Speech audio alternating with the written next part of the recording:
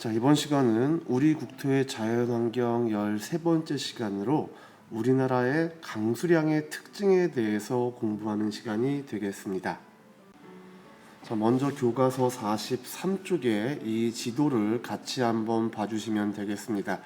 자, 이 지도는 우리나라의 연평균 강수량을 나타낸 지도가 되겠습니다. 자, 이 지도를 우리가 읽기 위해서는 먼저 지도 오른쪽 아래에 있는 범례를 봐야 되는데요. 범례의 색이 파란색에서 진해지면 진해질수록 강수량이 많다는 것을 의미하고요. 범례의 색이 연하거나 갈색으로 나타나게 되면 강수량이 적다는 것을 의미합니다. 자, 그럼 이 지도를 보면서 연평균 강수량이 1400mm 이상인 지역이 어디인지 한번 찾아보도록 하겠습니다. 연평균 강수량이 1400mm 이상인 지역을 찾아보면요, 강릉 찾을 수 있고요. 다음 제주도, 그 다음 남해안 일대가 1400mm 이상인 것을 확인할 수 있습니다. 자, 이번에는요 1000mm 이하인 곳, 적게 내리는 곳을 한번 찾아보도록 할게요. 자, 중강진을 비롯한 이 북쪽 지역, 이 대부분 다 1000mm 이하인 지역으로 확인할 수 있습니다. 자, 이를 통해서 북쪽과 남쪽 중에서 남쪽의 강수량이 북쪽보다 더 많다는 것을 확인할 수 있고요. 강릉, 서귀포, 이 남해안 지역은 해안 지역이죠. 하지만 같은 남쪽 지역이어도 내륙 지방인 이 대구 지역은 강수량이 적죠. 이를 통해서 내륙 지역보다는 해안 지역이 강수량이 더 많다는 것을 확인할 수 있습니다. 자, 이번엔 교과서 42쪽에 우리나라 지역별 강수량 그래프를 한번 보면서 우리나라 강수량에 대한 특징을 한번 확인해 보도록 하겠습니다. 먼저 그래프를 읽기 위해서는 가로축이 무엇을 나타내는지, 세로축이 무엇을 나타내는지 확인해야 되겠죠. 자, 강수량 그래프의 이 세로축은요, 강수량의 단위를 나타내고 있고요, 강수량을 나타내고 있습니다. 그리고 가로축은요, 월을 나타내고 있습니다. 자, 강수량 그래프를 비교해 봤을 때 강수량은 주로 어느 계절에 많은지 확인 한번 해보면요, 중강준 지역도 보면요 7월, 8월에 가장 많고요. 서울도 7, 8월에 강수량이 많다는 것을 확인할 수 있습니다. 또 울릉도 지역도 보면 대체로 강수량이 평범하게 있지만 7, 8, 9월 달에 강수량이 많다는 걸 확인할 수 있습니다.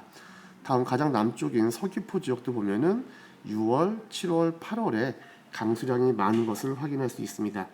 이를 통해서 우리나라는 여름철에 비가 많이 온다는 것을 알 수 있죠. 자, 그럼 강수량이 적은 계절은 언제인가요? 자, 중강진 지역, 북쪽 지역인데요. 1, 2월, 12월. 서울 지역을 보더라도 1, 2월과 12월.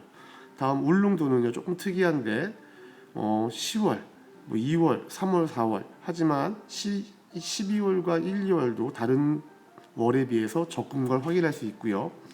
서귀포 지역도 보면은 1, 2월과 12월입니다. 자, 이를 통해서 우리나라는 겨울철에 강수량이 적다라는 것을 확인할 수 있습니다. 조금 독특한 모습을 보여주고 있는 게 바로 이 울릉도인데요. 울릉도 지역은 다른 지역에 비해서 1년 내내 강수량이 고르게 나타난다는 것을 확인할 수 있습니다. 자, 이 내용을 좀 정리해 보면 우리나라는 계절에 따른 강수량의 차이가 매우 커서 연평균 강수량의 절반 이상이 여름철에 집중된다는 게 특징이 되겠고요. 이 이유는 여름에는 우리가 흔히 알고 있는 장마와 이 바로 태풍의 영향 때문에 일시적으로 비가 많이 내리기 때문에 강수량이 여름철에 많이 나타나게 되는 겁니다. 또 제주도와 영동지방, 울릉도 등의 지역은 비나 눈이 많이 내려서 겨울에도 강수량이 다른 지역에 비해서 많은 편이 되겠습니다. 자, 교과서 44쪽을 보도록 하겠습니다. 사진을 보면서 한번 이야기를 할 텐데요. 이러한 강수량은 우리 생활에 많은 영향을 주는데, 비가 많이 내리는 지역에는 집이 물에 잠기는 것을 막으려고 터 도듬집과 같은 집을 만듭니다. 바로 이 집이 되겠는데요. 일반 지형보다 조금 높게 집을 지어서 집이 물이 많이 들어와도 집이 물에 잠기는 것을 예방하기 위해서 터도둑집을 짓게 되었습니다. 또 가뭄에 대비하기 위해서 이렇게 많은 저수지들을 만들게 되었고요. 자, 이건 우대기라고 하는데 울릉도 지역에서 볼 수 있는 집의 모습입니다. 그리고 눈이 많이 오는 울릉도 지역에서는 또는 북쪽 지역에서는 눈이 많이 쌓였을 때 이 눈에 빠지지 않게 하기 위해서 이런 설피라고 하는 신발을 신기도 합니다. 자, 이런 여러 가지 모습들을 통해서 우리는 지역에 따라 그 지역의 기후를 반영한 사람들의 생활 모습이 나타난다는 것을 확인할 수 있습니다. 오늘 공부한 내용을 정리해보면 우리나라의 강수량의 특징은요, 우리나라는 주로 여름철인 7월, 8월에 강수가 집중되고요, 남쪽 지역과 해안 지역의 강수량이 더 많다라는 거, 그리고 울릉도의 경우에는 다른 지역보다 겨울에 강수량이 많다라는 그런 특징을 확인해 볼 수 있었습니다. 자, 마지막으로 선생님과 함께 기후 그래프 읽기 활동을 해보도록 하겠습니다. 기후 그래프는요, 기후 자료를 점이라든가 선, 막대 등으로 한눈에 알아볼 수 있도록 나타낸 것인데요. 대체로 기온은 꺾은 선 그래프로 나타내고요, 강수량은 막대 그래프로 나타냅니다. 자, 서울과 서귀포 지역에 매월 기온과 강수량의 자료가 주어졌습니다. 이 자료를 바탕으로 우리 한번 기후 그래프를 완성해 보도록 하겠습니다. 자, 먼저 기후 그래프 서울 지역과 서귀포 지역의 기후 그래프를 완성해 주세요. 먼저 7, 8월 지역, 서울 지역의 7월, 8월의 기온을 꺾은 선 그래프로 표시해 주시면 되겠고요. 강수량을 7, 8월의 강수량을 막대 그래프로 표시해 주시면 되겠습니다.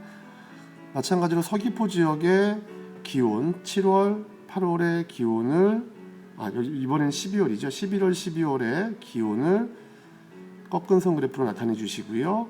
강수량을 11월, 12월의 강수량을 막대 그래프로 표시해 주시면 되겠습니다. 자, 이렇게 그래프를 그려보게 되면요, 서울과 서귀포 중에서 1월에 더 따뜻한 지역은 서귀포라는 것을 확인할 수가 있고요. 서울은 영하인데 서귀포는 영상의 기온을 나타내고 있죠. 또 서울과 서귀포 중 연중 기온의 변화가 더 적은 곳, 서울은 온도가 낮은 곳에서 시작해서 올라갔다가 급격하게 내려가지만 서귀포는 따뜻하게 시작해서 물론 더워지지만 계속 따뜻하게 나타나는 걸 확인하면서 기온의 변화는 서귀포가 더 적다라는 것도 확인할 수 있습니다. 서울과 서귀포의 월별 강수량을 비교해 보면요, 1월 강수량은 서귀포가 서울보다 많다는 거 확인할 수 있고요, 7월은요 서울이 서귀포보다 서울이 더 많다는 걸 확인할 수 있습니다. 자, 이런 차이를 보이는 이유는 서귀포는 제주도에 있는 도시이기 때문에 해안 지역입니다. 해안 지역에 위치했기 때문에 서울보다 연평균적으로는 강수량이 많습니다. 또 서귀포는 서울보다 또 남쪽에 있죠. 제주도에 있으니까. 따라서 여름에 덥고 겨울도 서울에 비해서 더 따뜻하다는 것을 확인할 수 있습니다. 자, 오늘 선생님과 함께 우리나라의 강수량의 특징에 대해서 공부해 보았습니다. 모두 수고하셨습니다.